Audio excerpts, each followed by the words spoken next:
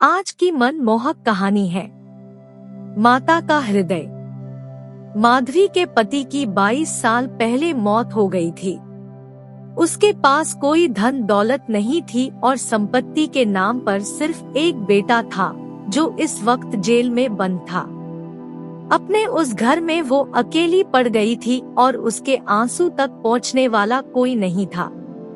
माधवी ने बड़ी दुख तकलीफों को झेलते हुए अपने बच्चे को पाल पोस कर बड़ा किया था। अगर माँ बेटे को जुदा करने वाली मौत होती तो माधवी सब्र कर लेती और उसके मन में किसी के लिए क्रोध न होता, लेकिन उन्हें जुदा करने वाले तो कोई और थे जिनके अत्याचार को सहना उसके लिए मुश्किल हो रहा था। माधवी के मन में बार बार उन स्वार्थियों से बदला लेने का विचार घूम रहा था।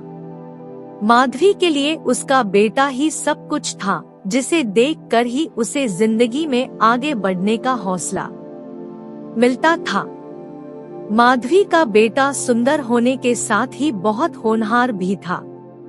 माधवी ने उसकी अच्छी परवरिश की थी।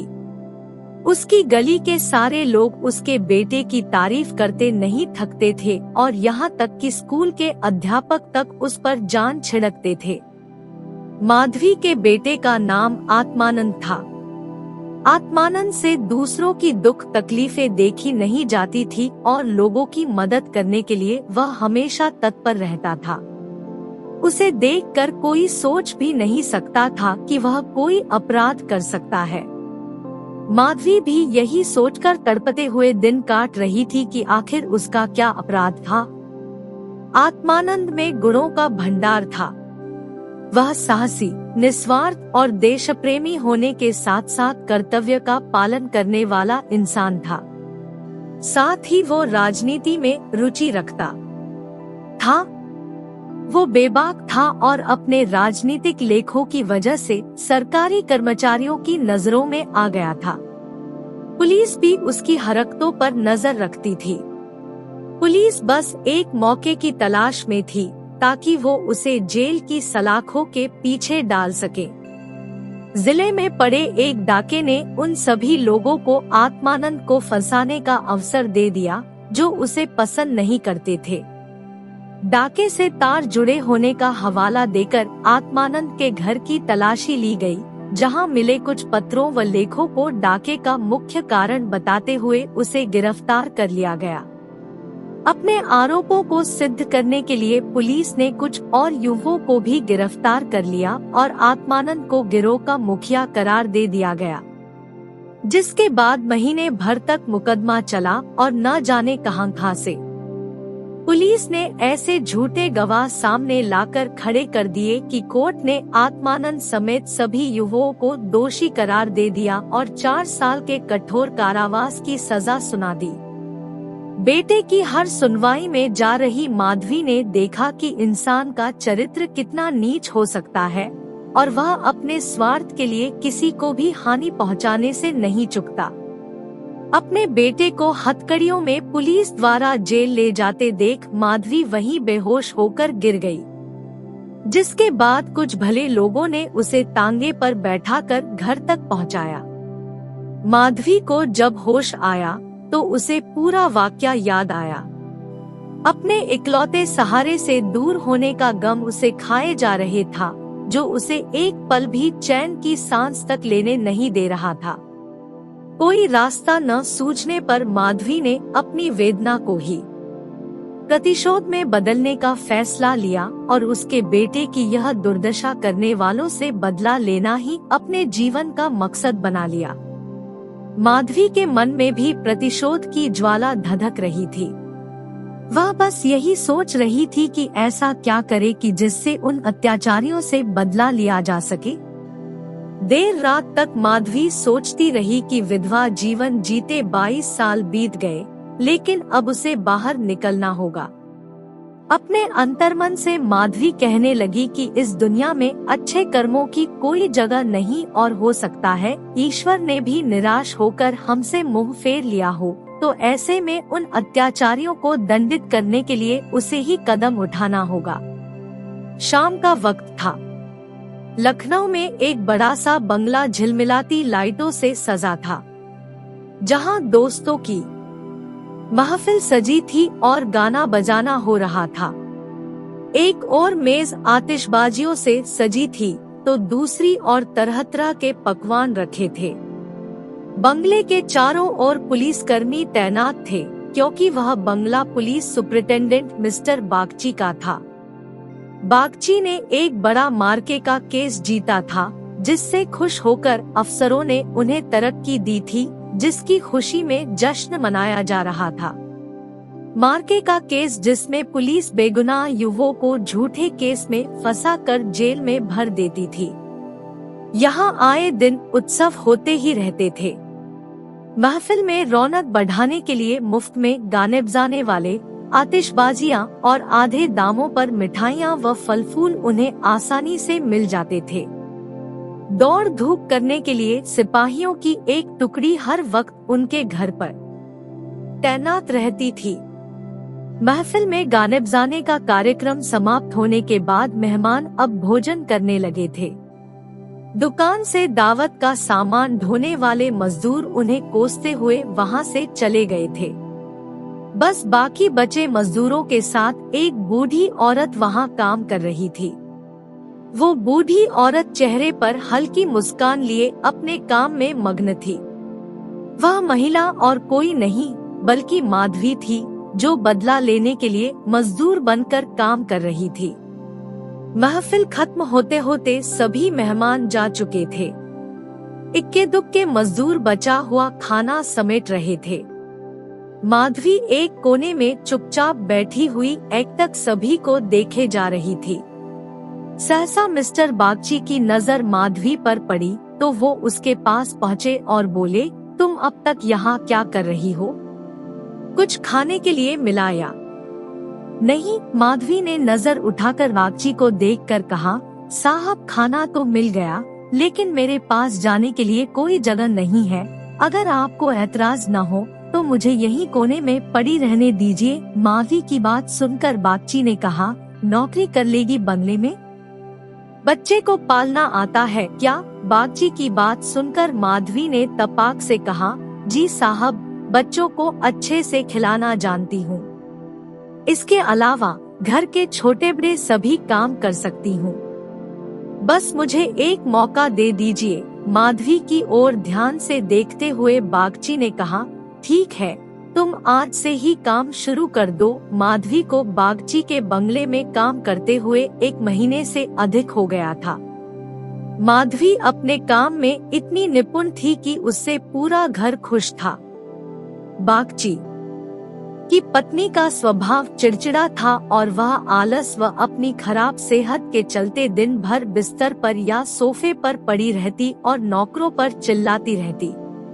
उसके स्वभाव के कारण बच्चे का ध्यान रखने वाली आया ज्यादा दिन न टिक पाती।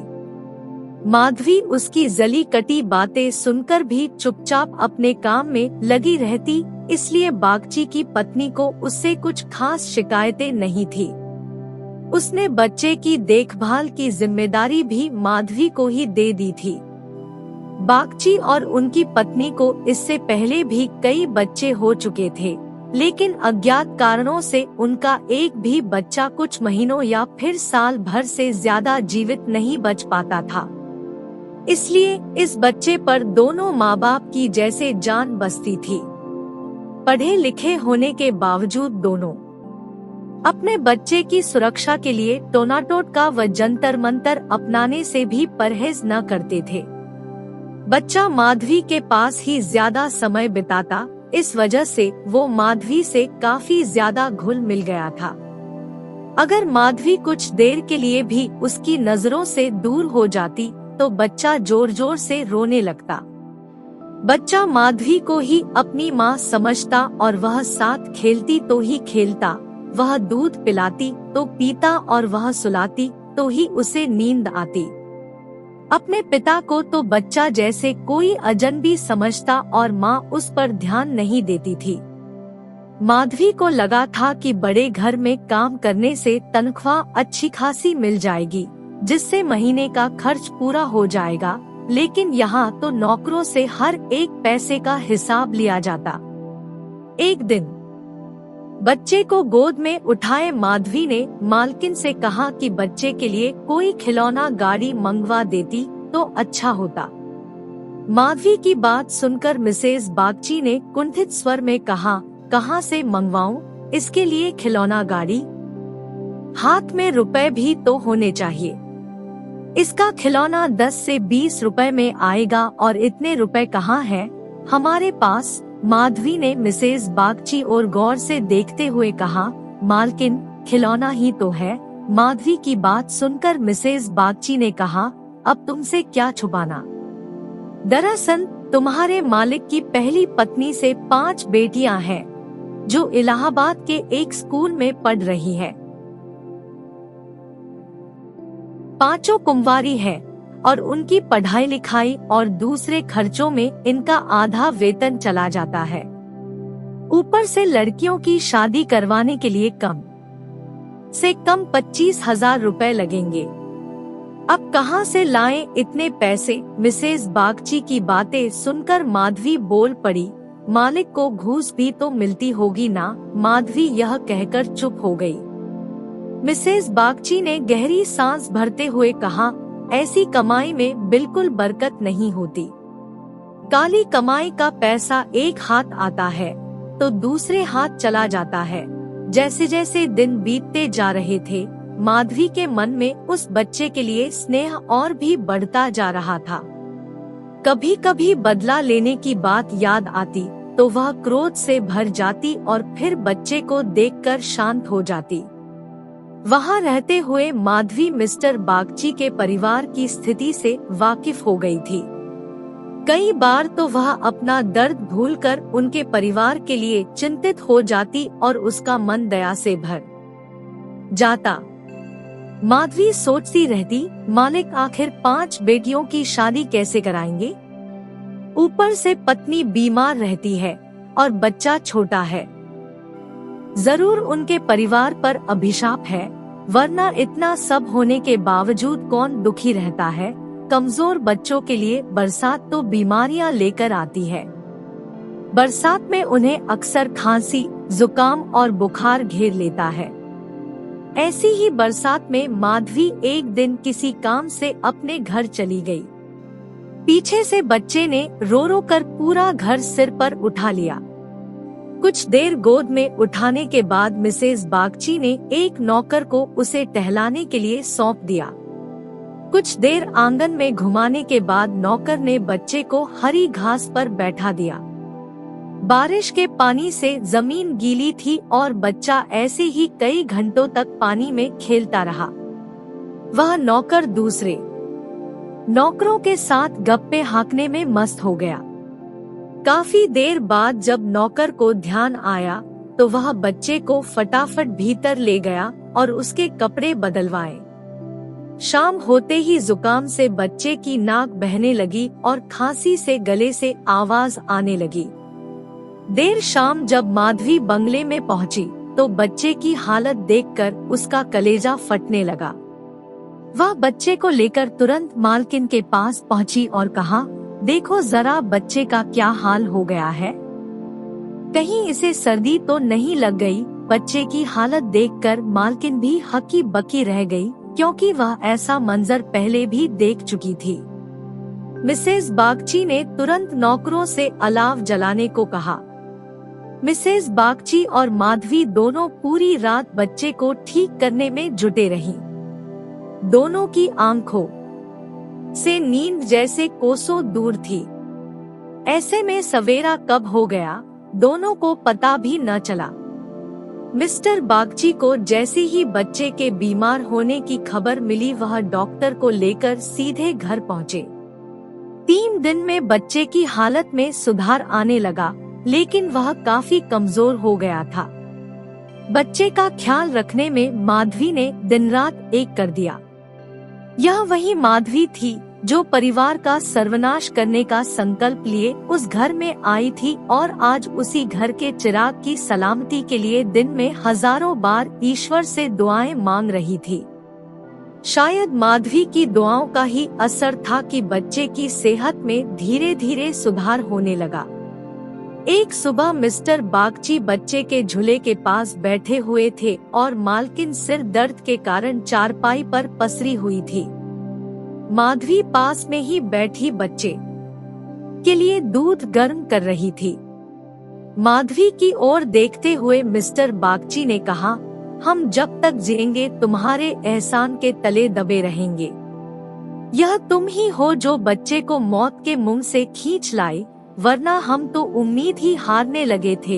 इतने में मिसेस बागची भी उठकर पास आ गई और माधवी से कहा, तुम एक देवी बनकर हमारे जीवन के कष्ट हरने के लिए आई हो। आज अगर तुम न होती तो पता नहीं क्या अनर्थ हो जाता। मेरी तुमसे एक विनती है। वैसे तो जीना मरना सब ऊपर वाले के हाथ में है, लेकिन तुम्हारे हाथ में जरूर संजीवनी है। मेरी तो किस्मत ही अभागी है, पर हो सकता है तुम्हारे पुण्यों से मेरे बच्चे की जान बच जाए। माधवी चुपचाप मिसेस बागची की बातें सुन रही थी। मिसेस बागची रुआंसी आवाज में कहने लगी, सच कहती हूँ, अब तो बच्चे को गोद में उठाने तक से मुझे डर लगता है। तुम इसे आज से अपना ही बच्चा समझो और इसकी माँ बन जाओ। इसे भी तुमसे बहुत लगाव है। तुम इसे अपने साथ अपने घर ले जाओ और वहीं इसकी परवरिश करो। जब तक यह तुम्हारी गोद में रहेगा हमें चिंता न होगी। मिसेस बागची की बात सुनकर माधवी ने कहा, मालकिन क्यों ऐसे बुरे विचार मन में ला रही हो? बच्चे की हालत में सुधार हो रहा है और देखना भगवान की इच्छा से सब कुशल मंगल होगा। इतने में मिस्टर बागची बोल पड़े, नहीं बूढ़ी माँ, मेरा दिमाग भले ही इन बातों को ढकोसला करार देता हो, लेकिन मन का एक कोना इस पर विश्वास करना चाहता है। मेरी अपनी माँ ने मुझे पैदा होते ही एक धोबिन को बेच दिया था, क्योंकि मुझसे पहले मेरे 3 बड़े भाइयों की मौत हो चुकी थी। इसलिए मेरी जान बचाने के लिए उन्हें जो उचित लगा उन्होंने किया। अब बारी हमारी है और हमसे जो बन पड़ेगा हम करेंगे। तुम इसे आज से अपना ही बेटा मानो और इसे साथ ले जाओ। हमें जब भी इससे मिलने का मन होगा चले आएंगे और खर्च की चिंता न करना। इसकी पूरी परवरिश का खर्चा हम समय समय पर तुम्हें भेजते रहेंगे। मिस्टर बागची ने कहा, मैं जिस पेशे में हूँ मुझे न चाहते हुए भी कई कुकर्म करने पड़ते हैं। झूठी शहादतें बनाकर निर्दोषों को फंसाना पड़ता है। उनकी और उनके परिवारों की न जाने कितनी बद्दुआएं मेरे सिर पर हैं। मैं जानता हूँ कि बुराई का फल कभी अच्छा नहीं हो सकता, लेकिन मैं लोभ में आ ही जाता हूँ।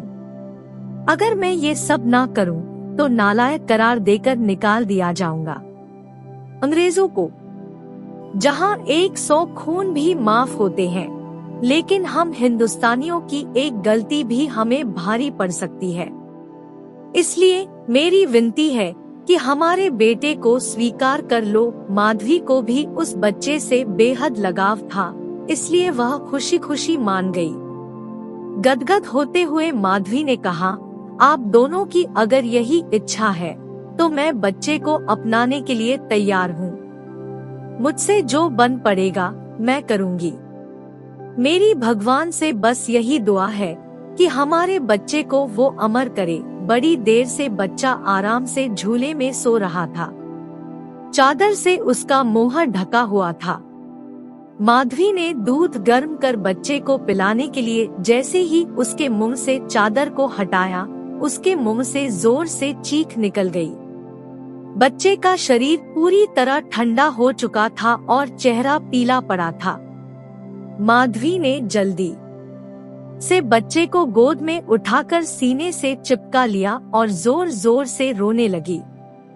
बालक सभी को छोड़ भगवान के पास जा चुका था। दिन भर पूरे घर में मातम पसरा रहा और रोने की चीख पुकारों से जैसे पूरा घर कौंध गया हो। मिस्टर बागची और उनकी पत्नी का भी रो रो कर बुरा हाल था।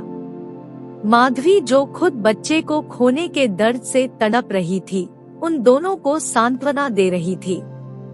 माधवी उनसे कह रही थी, अगर उसके बस में होता तो अपने प्राण देकर भी बालक को बचा लेती, लेकिन ऐसा संभव नहीं है। माधवी जो अपना बदला लेने आई थी, ममता के बंधन में बंध स्वयं दुख लेकर जा रही है। सच कहते हैं कि माँ का दिल दया का सागर होता है। माँ वह देवी है जिसकी निर्मलता को कोई भी मैला नहीं कर सकता। कहानी से सीख, माँ की ममता का पूरी दुनिया में कोई मोल नहीं। माँ अपने बच्चों की तड़प नहीं देख सकती और बच्चे की ममता के आगे वह अपना सारा क्रोध भूल जाती है। वहीं यह कहानी यह सीख भी देती है कि इंसान को कभी लालच नहीं करना चाहिए और न ही किसी को दुख देना चाहिए। Thank you for watching. Please like, subscribe and share.